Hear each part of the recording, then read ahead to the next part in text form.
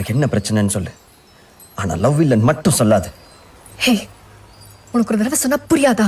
என்னடி புரியணும்? என்னடி புரியணும்? உனக்கு நிச்சயம் தானே இருக்கு. இன்னும் கழுத்துல தாலி கட்டிடல.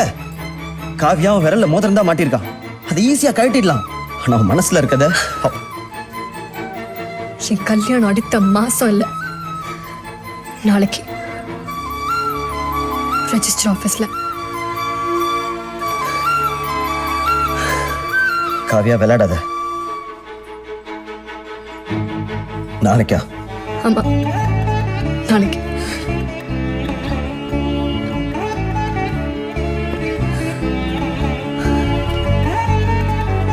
காவியா, நான் இப்பவும் சொல்றேன், என்னால உன்னை அவளை ஈஸியாலாம் விட்டுற முடியாது.